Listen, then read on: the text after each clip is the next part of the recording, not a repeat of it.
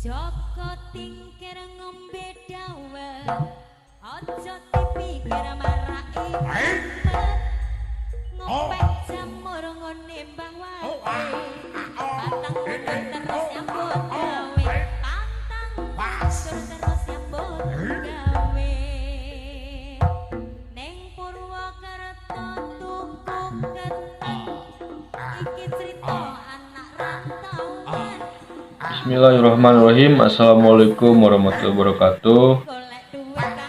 Kami dari kelompok 10 yang beranggotakan 3 orang, yaitu Ripan Sapari dengan saya sendiri dengan nomor NIM 191232068, juga Firman Rizky Padilla dengan nomor NIM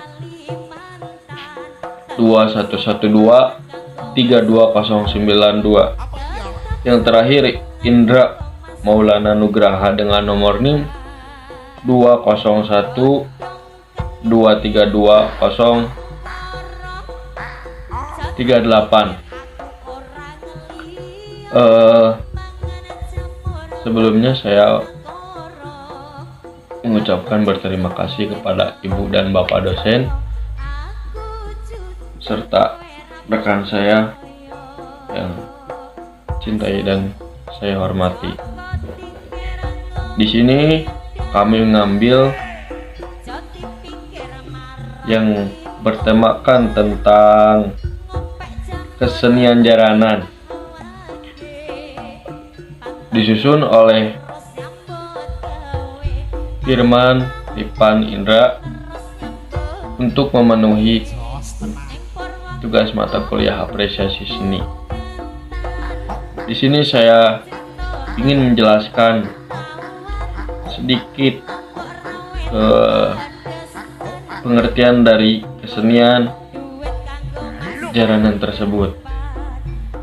Seni jaranan ialah jenis kesenian kuda lumping mulai muncul sejak abad ke-10 Hijriah di Wengker atau Ponorogo, Jawa Timur saat ini, tepatnya pada tahun 1041 atau bersamaan dengan kerajaan Kahuripan dibagi menjadi 2, yaitu bagian timur kerajaan Jenggala dengan ibu kota Kahuripan dan sebelah barat kerajaan Panjalu atau Kediri dengan ibu kota Dahapura.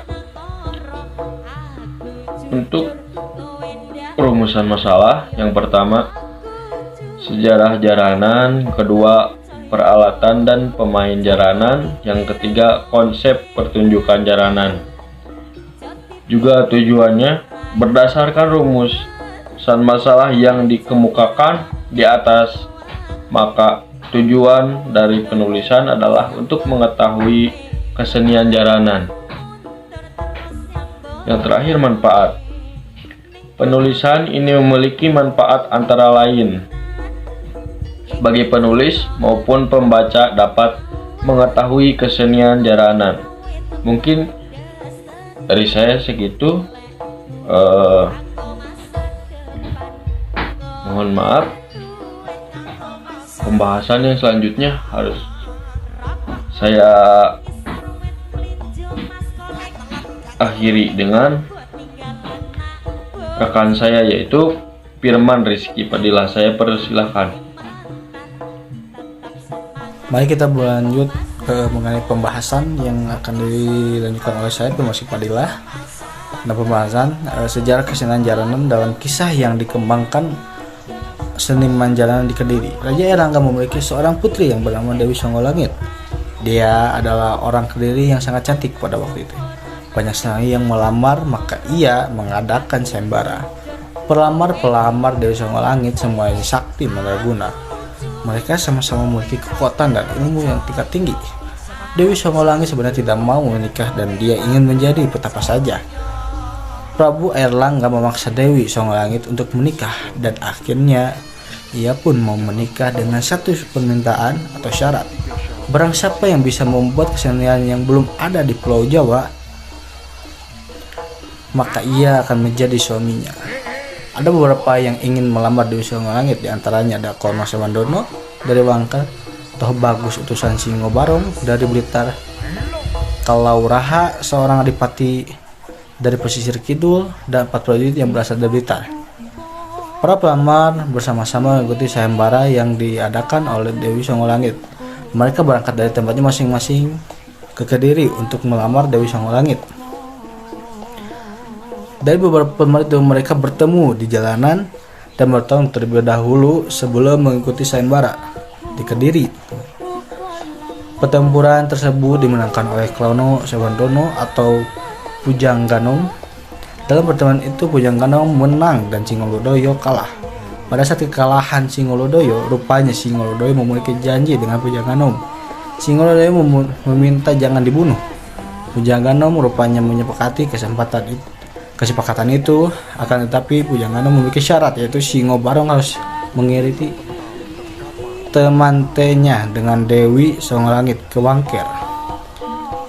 Iring-iringan temante itu harusnya diiringi oleh jaran-jaran dengan melewati bawah tanah, dengan diiringi oleh alat musik yang berasal dari bambu dan besi. Pada zaman sekarang besi itu menjadi kenong dan bambu menjadi trompet dan jaranan. Dalam perjalanan mengiringi tementenya Dewi Songgolangit dengan Pujang Ganom itu, Singo Lodoyo beranggapan bahwa dirinya sudah sampai ke Wangker, tetapi ternyata ia masih di Gunung Liman. Dia marah-marah pada waktu itu sehingga dia mengobrak-abrik gunung tersebut, dan sekarang tempat itu menjadi Simotoro. Akhirnya sebelum dia sampai ke Tanah Wangker, dia kembali lagi ke Kediri. Dia keluar di gua Selomangklung. Sekarang nama tempat itu adalah Selomangklung. Untuk pembahasan selanjutnya akan dilanjutkan oleh rekan saya. Terima kasih. Karena Dewi Songgolangit sudah diboyong ke Wangker oleh Pujang Ganom dan tidak mau menjadi raja di Kediri, maka kekuasaan kahuripan diberikan kepada kedua adiknya yang bernama Lembu Ami Luhut dan Lembu Ami Jaya. Setelah Sanggalangit diboyong oleh Pujang Ganom ke daerah Wangker Bentar Angin, Dewi Sanggalangit mengubah nama tempat itu menjadi Ponorogo. Jaranan muncul di Kediri itu hanya untuk menggambarkan boyongnya Dewi Songgolangit dan Kediri menuju Wangker Bentar Angin. Pada saat boyongan ke Wangker, Dewi Sanggalangit dan Klana Sewadana diarak oleh Singo Barong. Penggarakan itu dilakukan dengan menerobos dari dalam tanah sambil berjoget. Alat musik yang dimainkan adalah berasal dari bambu dan besi pada zaman sekarang. Besi ini menjadi kenong. Untuk mengenang sayembara yang diadakan oleh Dewi Songgolangit dan pernikahannya dengan Klana Sewandono, maka diciptakan kesenian reog Ponorogo oleh Raja Ponorogo saat itu di Wangker. yang dimana di dalam kesenian reog terdapat tarian jahilian atau kuda lumping menyebar hingga Kediri, sehingga dua kesenian ini sebenarnya memiliki akar historis yang hampir sama. Seni jaranan ini diturunkan secara turun-temurun hingga sekarang ini. Untuk berikutnya, peralatan dan pemain jaranan. Untuk mengiringi kesenian kuda lumping atau kuda kepang atau yang juga dikenal dengan istilah kesenian jaranan, maka dibutuhkan seperangkat gamelan yang terdiri dari gong, bonang atau kenong, saron dan kendang. 4 macam itulah perangkat dasar gamelan untuk kesenian kuda lumping secara umum. Meskipun begitu, ada penambahan perangkat lain untuk melengkapi dalam kuda lumping kreasi baru seperti campur sarian menggunakan kecrek, piano dan juga drum. Bahkan untuk jaranan Banyuwangi dibutuhkan tambahan saron jenger, kendang Bali dan juga kendang Banyuwangi yang disebut dengan kendang gadro. Baik, di sini saya ingin menjelaskan untuk konsep pertunjukan jaranan. Seni pertunjukan jaranan secara umum adalah sebagai sarana ritual, hiburan, kepuasan estetik, estetis bagi pelaku seninya dan sebagainya. Upaya pelestarian budaya tradisional sebagai sarana ritual seni pertunjukan jaranan dipergunakan dalam kegiatan upacara desa, di mana seni pertunjukan tersebut hidup dan berkembang. Baik, saya ingin menjelaskan lagi bagian penutup. Kesimpulannya, tari jaranan merupakan kesenian daerah yang berasal dari berbagai daerah, termasuk Jawa Tengah.